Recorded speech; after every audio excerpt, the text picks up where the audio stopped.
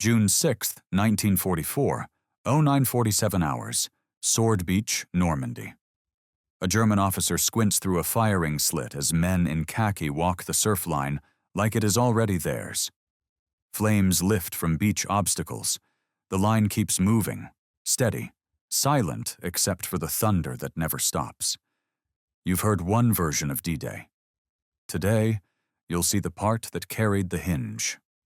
Stay with me and subscribe if you want the full battlefield picture, not just the famous frame. Before the first boat touched a French beach, the invasion had been cut into 5 blades: Utah and Omaha for the Americans, Gold, Juno, and Sword for the British and Canadians. The plan placed the operational pivot in the east, where Caen sat just inland, astride roads the German armor needed, and where the Allies needed a quick lodgment to guard the flank. Commanders had assigned those tasks to veteran British and Canadian formations drilled to move under fire by procedure and kit. Rommel did not misread this balance. He expected the main danger on the British side and shaped his defenses accordingly, with emphasis on the approaches to Caen. The German armored reserve that could counterattack effectively sat near that city, and when it would move toward the British beaches. The British airborne door opened first. Shortly after midnight at 00:16, wooden Horsa gliders dropped from the dark and slammed into fields by the Caen Canal and the Orne River. D Company of the Oxfordshire and Buckinghamshire Light Infantry hit the bridges at Benouville and Ranville within minutes, and the eastern flank was locked. Those bridges mattered because steel and fuel travel faster than courage. If German tanks crossed there at dawn, they would cut Sword and Juno apart before the beachhead could breathe. The Airborne Brigade had been trained to take, hold, and buy time with reinforced small units using sandbagged corners, piats, and captured trenches. 3 hours later, the sea brought the rest. At 06:30, American assault waves ran in at Utah and Omaha on a different tide and timetable. At 07:25, British craft nosed toward Gold and Sword. At 07:45, Canadian boats aimed at Juno. The offset spread the naval gunfire program and reduced congestion in the channel. Doctrine, not drama, shaped the British approach. Years of fighting had taught them to treat a defended coast like a factory floor. Each obstacle received a tool, applied in order, under cover. Minefields required flails, concrete demanded petard blasts, waterlogged lanes needed bridging. Engineers rehearsed those sequences with stopwatches and chalk. To make that logic real, the 79th Armored Division assembled specialized armor that looked strange and worked hard. Sherman DDs swam in with canvas screens fluttering. Crab flails beat lanes through mines. Churchill Averies hurled demolition charges that opened paths in seawalls and casemates. Gunfire, smoke, and timing sheltered all of it. Gold Beach showed the method plainly. The 50th Northumbrian Division landed with Hobart's Funnies in the first waves, mixing tank, sapper, and infantry teams so no gap would wait for a later tide. Their target set included Arromanches, a sleepy seaside town slated to host the Mulberry Bee artificial harbor that would feed the entire army. Juno presented a different physics lesson. Canadian assault waves met rougher water and a cruel tide, scattering some DD tanks and masking landmarks. Even so, infantry and armor reformed, punched through beach strongpoints, and moved inland to widen the seam toward Sword. On the far right, the 3rd British Infantry Division at Sword aimed up the axis toward Caen, 14 kilometers away as the crow flies, shorter by fire if the roads opened. Holding that line forced the Germans to think twice about committing armor, and it kept the eastern flank welded to the airborne bridgehead. The air added a vertical hammer. RAF and Allied fighter bombers, including Hawker Typhoons, orbited in cab ranks to slide into calls for rockets and cannon on columns and strong points. Naval guns pushed a heavy curtain ahead of the assault timings, then shifted inland by program and by spotter request. The German response had strengths and fractures. Coastal units manned guns and mortars in concrete, ready and stubborn. Yet armor needed orders to move, and orders had to climb and descend a ladder while the sky and sea pressed the rungs. When the 21st Panzer Division finally rolled, it did so in the British-Canadian sector, looking for the seam between Sword and Juno. Numbers told another part of the story. Roughly 83,000 British and Canadian troops crossed onto Normandy that day, more than the approximately 73,000 Americans who landed. 3 of 5 beaches, the only armored counterattack, and the critical bridges sat on the Commonwealth Arc. There was no single hero beach. There was a single connected problem. The plan required each blade to cut and then to bind with its neighbors.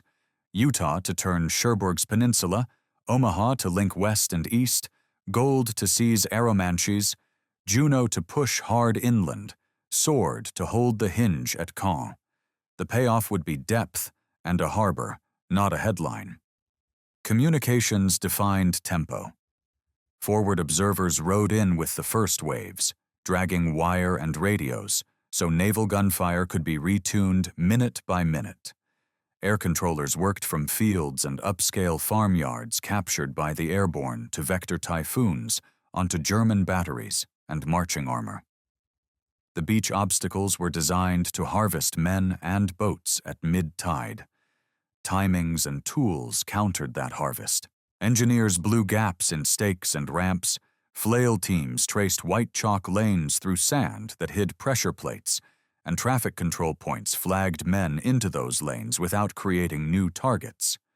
Where Omaha's cliffs punished an assault that hit terrain and timing trouble, the British and Canadian sectors showed what happened when procedures survived the surf. The difference did not make one attack glorious and another lesser. It underlined that outcomes follow physics, planning, and luck under fire. The Eastern airborne grip shaped everything that came later. Major John Howard's glider-borne coup de main, practiced in moonlit fields in England, delivered its drop within meters of the bridges. The seizure prevented German armor from flooding across at first light and pinching Sword and Juno at the waterline. Casualties came, even when plans held. The Canadians lost hundreds killed and over 1,000 killed, wounded, or missing by nightfall. British brigades took steady losses fighting through seaside villages and dug in guns that had survived the bombardment or emerged from tunnels and cellars. The 21st Panzer Division's movement in the afternoon highlighted both sides' logic. German tanks and Panzer Grenadiers probed for the soft join between beaches, exploiting the open ground south of the coast. Allied observers and fighter bombers worked to break that motion into separate, punishable pieces before it reached the sand. Every kilometer inland mattered. Caen was more than a name on a map. It was a road fan for German armor and a bottleneck for the Allied push. The British objective list put it near the top, understanding that even partial progress toward Caen would fix German armor and protect the buildup. Arromanches was more than a town. It was a logistics switch. By evening, troops from the 50th Division had pushed in and secured the site that would become Mulberry Bee. 8 days later, on 14th of June, that artificial harbor went operational, turning steel, vehicles, and fuel into a river that no bomb line could dry up. The sea never stopped talking. Tides returned, and with them came follow-on brigades, artillery, and the kit to turn a beach into a port. Beachmasters fought a second battle of traffic and cranes, while engineers laid out exits, bridged ditches, and started the long work of making temporary roads over fields and lanes. German reports after the first day emphasized something that later memory sometimes skipped. The British and Canadian units advanced farther inland on D-Day than many expected, and held the operational hinge. Those reports feared method more than numbers and missed none of the intent behind the plan. Now back to the slit in the concrete and the line in the surf. A burst slashes the air and showers dark chips. The smoke clears, and more figures cross the shingle as if moving to a drum no one else can hear. Sand hisses under boots. A flail tank clatters past with chains grinding, beating a path that men immediately fill. Two Churchill AVREs nose toward a seawall, petard mortars loaded. A sapper team lopes behind them with satchel charges and a spool of wire. One petard barks. The wall coughs, and a passage yawns. Men funnel through and fan left and right, following colored panels and shouted numbers. Up the beach, a radio man calls a grid. The sky answers with typhoons tipping in, rockets hammering a farmhouse that hides a machine gun. The gun stops. The infantry moves again, not running, simply refusing to stop long enough to be counted. A company commander points up the road marker that reads Caen and divides his platoons, pushing one to clear a row of villas while another holds the lane for armor. In the pause, he checks a map case, not for poetry, but for distance and turns. Beyond the dunes, the ground opens, and with it comes risk. Scattered German infantry fire from hedgerows, then yield to mortar bombs that drop in tight groups. Tanks grind forward in short sprints, turrets switching from one threat to the next, by habit more than sight. Midday, a runner arrives from the east with a message from the bridges. They are intact, they are held, and a counterattack has been rebuffed. That line frees a battalion to pivot toward the south instead of the river, and the road net ahead narrows toward Caen. On Juno, Canadian troops cross flooded low ground, wading with rifles high and faces set. When a track sinks, two men yank at a tow rope, teeth clenched, until a crab flail drags the vehicle free and keeps the lane alive. Westward at Gold, traffic control flags whip, and the gesturing becomes a language. A sergeant points a section into a garden wall, another across a courtyard, and a DD tank noses into a street that smells of cordite and wet stone. Every movement feeds Aramanches.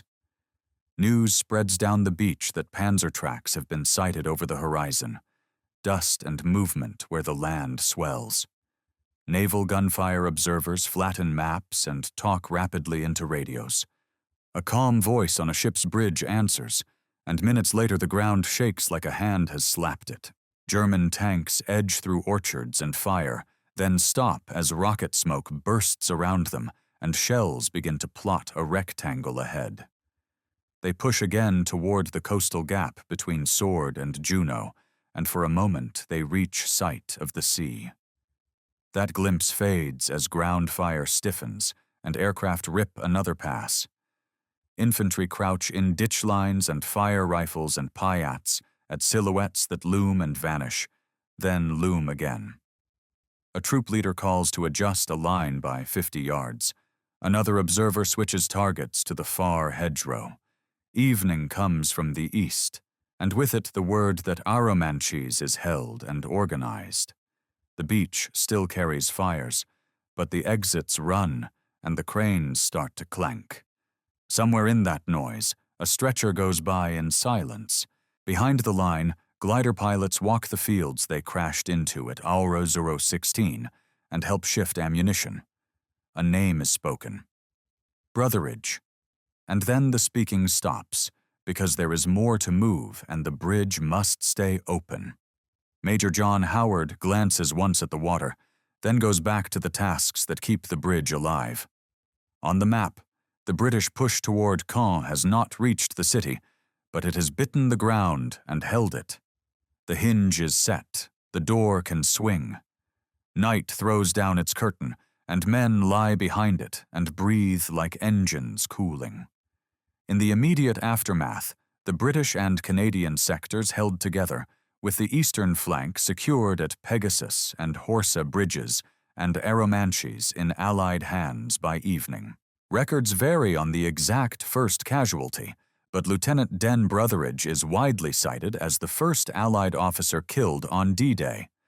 German armored probes from 21st Panzer had reached the coast and then pulled back under the weight of naval guns, typhoons, and ground fire. Prisoners were processed, strong points were reduced one by one, and the beachhead deepened as new waves came ashore. The result mattered because the eastern hinge stayed intact, preventing German armor from tearing into Sword and Juno and allowing the Allies to link their beaches. That stability let the Mulberry Bee Harbor become operational on 14th of June, driving a supply torrent ashore. After D-Day, the British push around Caen fixed German armor and shaped the weeks-long battle that followed, while the Canadians expanded north and west. The combined weight of logistics and method pushed the front from beaches into bocage. Procedurally, the day validated specialized breaching teams, armored engineers, and close integration of air and naval fire with infantry at the waterline. Post-war doctrine across NATO adopted those lessons, standardizing mine-clearing armor, shore-party traffic control, and forward air control at brigade level. The takeaway is simple. Outcomes follow the quiet math of planning, tools, and timing, even when memory chases a single frame. If you want to understand D-Day, trace the hinges, not just the hardest beach. If this revealed the missing majority of D-Day, subscribe for more combat-level stories that reconnect the whole operation.